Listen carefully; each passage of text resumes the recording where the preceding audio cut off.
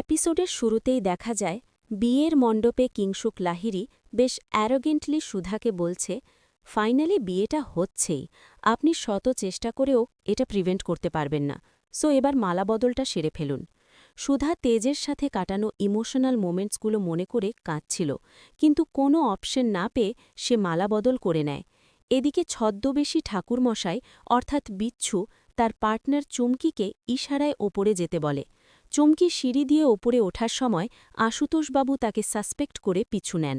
Drawing রুমে সুধার বিয়ে দেখে কাননবালা দেবীও ইমোশনাল হয়ে পড়েন।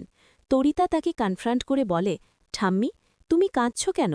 তুমিই তো তরিকে হস্টেজ রেখে দিদিভাইকে এই বিয়েতে ফোর্স করেছ, তোমার তো এখন সেলিব্রেট করা উচিত।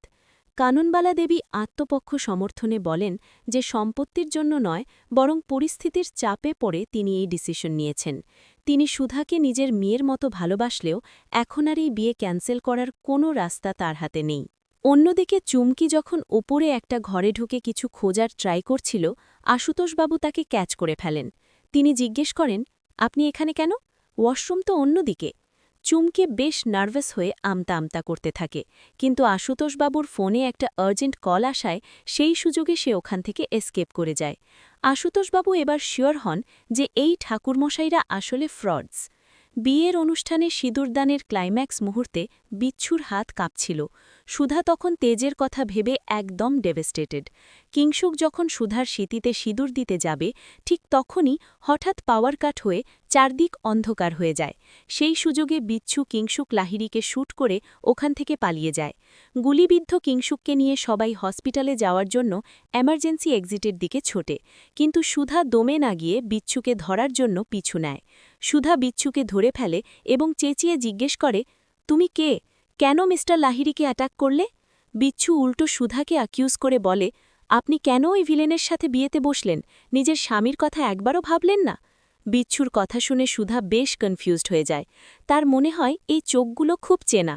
সে বিচ্ছুকে জাপটে ধরে তার আইডেন্টিটি জানতে চাইলে বিচ্ছু নিজের ডিসগাইজ বা ছদ্মবেশ সরিয়ে ফেলে। সুধা একদম স্পিচলেস হয়ে অপলকভাবে বিচ্ছুর দিকে তাকিয়ে থাকে। পরের সিনে দেখা যায় আশুতোষবাবু পুলিশ নিয়ে বিচ্ছু আর চুমকিকে চেস করছেন। পুলিশকে দেখে বিচ্ছু দৌড়ে পালাতে গেলে আশুতোষবাবু তার হাতে ফায়ার করেন এবং বিচ্ছু গুলিবিদ্ধ হয়েও ওখান থেকে পালিয়ে যায়।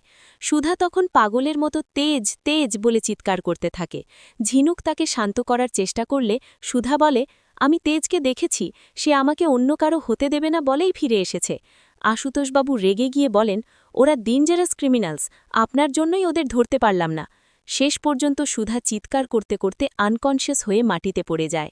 আগামী পর্বে সুধা বাড়িতে ফিরে ঠাকুরের সামনে প্রদীপ জ্বালিয়ে শঙ্খ বাজায়।